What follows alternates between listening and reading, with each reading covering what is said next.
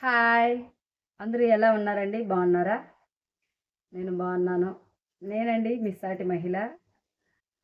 ఈరోజైతే చాలా చాలా బాధేస్తా ఉంది. ఎందుకంటే పెద్ద పాప అలా ఎళ్ళిపోయింది. నాన్న నాకు దూరమైపోయినాడు. చిన్న పాప ఈరోజు కాలేజీకెళ్తా ఉంది. ఆమె ఇంటర్ ఫస్ట్ ఇయర్‌కెళ్తా ఉంది. అంటే అందరూ ఒక 2 నెలలకు ముందే జాయిన్ అయినారు. కానీ ఆ పాపకొచ్చి కోర్సొచ్చి బట్టలు కుట్టడం టైలర్‌కి సంబంధించింది. అదొచ్చి ఆగస్ట్‌లోనే ఒక బ్యాచ్ అయిపోయిన తర్వాత ఇంకొక బ్యాచ్ అన్నారు. అందుకే ఈరోజు ఎళ్తా ఉంది పాప. బాధేస్తా ఉంది. ఈ పాప గూడా దగ్గరుండట్లేదు. బాధేస్తా ఉంది. ఒక పక్క సంతోషంగా ఉంది. కానీ నేను నవ్వుతూ ఎందుకు వీడియో చేస్తున్నా, ఇంత బాధగా ఉంది గదా! నీ మొహంలో బాధ కనిపించట్లేదేమో అని మీరనుకుంటారేమో. ఆ పాప నన్నే చూస్తా ఉంది. అమ్మ ఏడుస్తా ఉందా? ఏడుస్తుంటుందేమో అని. కానీ మనం బాధపడితే పిల్లలు కూడా బాధపడతారు. మన బాధ వాళ్ళకు బాధ కలిగించేలాగా ఉండకూడదని జెప్పి నేను సిరినవ్వుతో వీడియో చేస్తున్నాను. కానీ మనసులో అయితే చాలా బాధేస్తా ఉందండి. పాప కొనాల్సిన వస్తువులు చాలా రాసుకొనుంది. పెట్టి కొనాలి, బ్యాగ్ కొనాలి, ఇంకా ఆమె మేకప్‌కి సంబంధించిన కిట్స్ ఉంటాయి గదండీ! అవి కొనాలి. అంతే గాకుండా కొన్ని కొన్ని పర్సనల్ వస్తువులుంటాయి. అలాంటివి కొనాలి. ఇవన్నీ కొనిపిచ్చి అమ్మాయిని తీసుకుపోయి హాస్టల్ దగ్గర దిగపెట్టేసి మళ్ళీ నేను ఇంటికి రావాలి.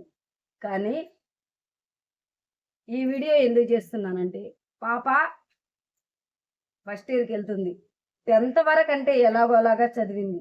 ఫస్ట్ ఇయర్‌కెళ్తుంది. అందులో ఆమె చదువే ఫ్యాషన్ డిజైన్. నాకు ఇంకా చదువుల గురించి అయితే పెద్దగా చెప్పడానికి రాదు. కాబట్టి నాకు తెలిసినంతలో మీకు నేను వివరిస్తున్నాను. ఆమె చదువు ఫ్యాషన్ డిజైన్‌గా కోర్స్ తీసుకుంది. ఆ కోర్స్ పూర్తి చేసి, ఆమె కాళ్ళ మీద ఆమె నిలబడేలా, ఆ చదువు ఆమెకు ఉపయోగపడేలా. ఎందుకంటే ఈ కాలము కాళ్ళు, చేతులు మన ఒంటిలో ప్రతి ఒక్క పార్టు పనిచేసే మనమే బ్రతకడానికి కష్టంగా ఉండేటప్పుడు, ఓళ్ళు బ్రతకడానికి ఈ చదువే ఉపయోగపడుతుంది. ఈ చదువునిందంటే ఎక్కడైనా ఆ చదువు అన్నం పెడుతుందని నేను ఆశిస్తున్నాను. ఆలోచిస్తున్నాను. నాకున్న ఆలోచన గూడా అదే.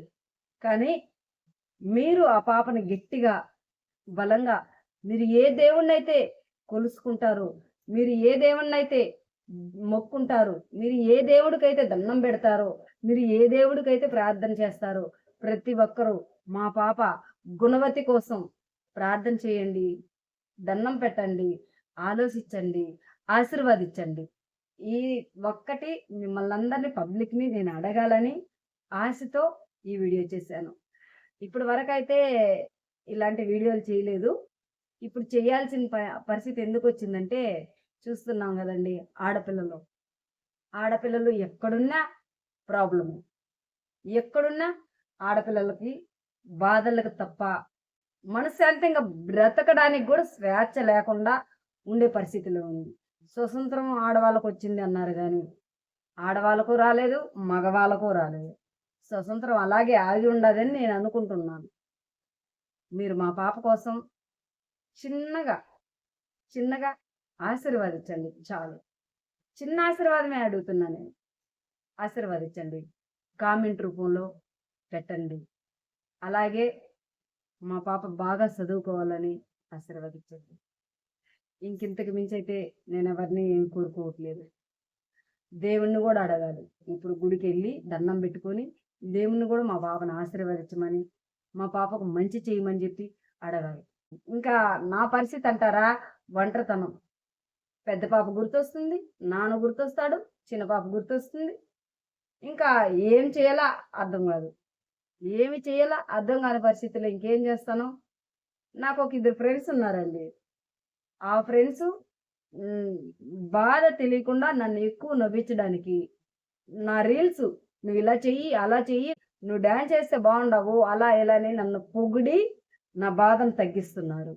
మనం ఎంతైతే నవ్వుతామో అంత ఆరోగ్యంగా ఉంటాము అని అనుకుంటున్నారు.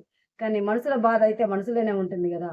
వోళ్ళు చెప్పినంత మాత్రాన, వోళ్ళు నవ్వించినంత మాత్రాన పోదు గదండీ! కానీ వాళ్ళ కోసం నా కోసం కూడా బాగుంటానేమో అనేసి నేను రీల్స్ అయితే చేస్తున్నాను. ప్రతిరోజు పోస్ట్ చేస్తున్నాను. ప్రతిరోజు మీరు రీల్స్ చూస్తున్నారు. ప్లీజ్ అండి మా పాపని ఆశీర్వదించండి. ఉంటాను. బాయ్.